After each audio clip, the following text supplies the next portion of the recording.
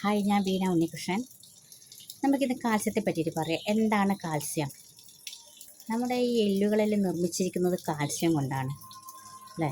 ഈ എല്ലുകൾ എന്ന് പറയുന്നത് നമ്മുടെ ശരീരത്തിൻ്റെ ഒരു ചട്ടക്കൂടാണ് അല്ലേ. നമ്മുടെ ശരീരത്തിനെ ഇങ്ങനെ നിലനിർത്തി പോകുന്നത് എല്ലുകളാണ്. പക്ഷേ എല്ലുകൾക്ക് മാത്രമല്ലേ കാൽസ്യം വേണ്ടത്. ബ്രെയിനിന് വേണം, ഞരമ്പിന് വേണം, പല്ലിന് വേണം. ഇതിനെല്ലാം കാൽസ്യം അത്യാവശ്യമാണ് അല്ലേ. നമ്മുടെ ശരീരത്തിന് 99% കാൽസ്യം സ്വീകരിക്കുന്നത് എല്ലുകളിലാണ്.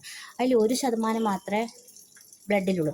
നമുക്ക് പെട്ടെന്ന് എന്തെങ്കിലും ഒരു അത്യാവശ്യം വന്നു കഴിഞ്ഞാൽ ആദ്യം കാൽസ്യം എടുക്കുന്നത് എല്ലുകളിലാണ്. അപ്പോഴാണ് നമുക്ക് എന്തൊക്കെ സംഭവിക്കുന്നത്? മുട്ടുവേദന, നടുവേദന, തേയ്മാനം, ഇതൊക്കെ വരുന്നത് എന്തുകൊണ്ടാണെന്നറിയാമോ? എല്ലുകളുടെ കാൽസ്യം എടുക്കുന്നതുകൊണ്ട്. നമ്മുടെ ശരീരത്തിന് ആവശ്യമായ കാൽസ്യം കിട്ടുന്നില്ല അല്ലേ. അപ്പോഴാണ് ഇതെല്ലാം സംഭവിക്കുന്നത്. അപ്പോൾ നമ്മൾ എന്ത് ചെയ്യണം? ഭക്ഷണം കഴിക്കുമ്പോൾ കാൽസ്യം അടങ്ങിയ ഭക്ഷണം കഴിക്കണം അല്ലേ. എനിക്കൊന്ന് പാലിൽ ഒരുവിധ കാൽസ്യം ഉണ്ട്.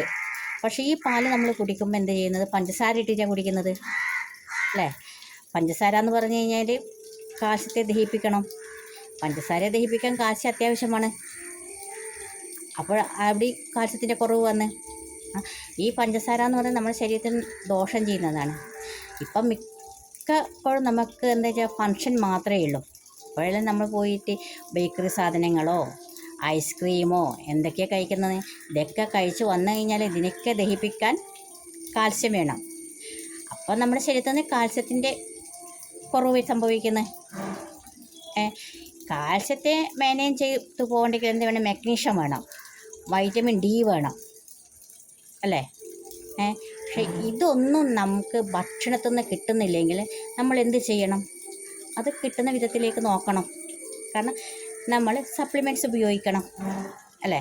Vitamin D, vitamin C, calcium, ഇതൊക്കെ നമ്മൾ ഉപയോഗിക്കണം. അത് ചെറിയ കുട്ടികൾക്കാണെങ്കിലും നമ്മൾ ഈ വൈറ്റമിൻ കൊടുക്കണം. കാരണം ഇനി മഴയിലൊക്കെ വരാൻ പോകുന്നത്. പനി, ചുമ ഇതൊക്കെ വരും.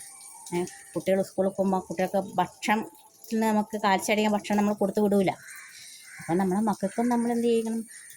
സപ്ലിമെൻറ്റ്സ് കൊടുക്കണം അല്ലേ. അവരെ ഹെൽത്തും കൂടി നമ്മൾ നോക്കണം, നമ്മളെ ഹെൽത്തും നമ്മൾ നോക്കണം. വേണ്ടേ?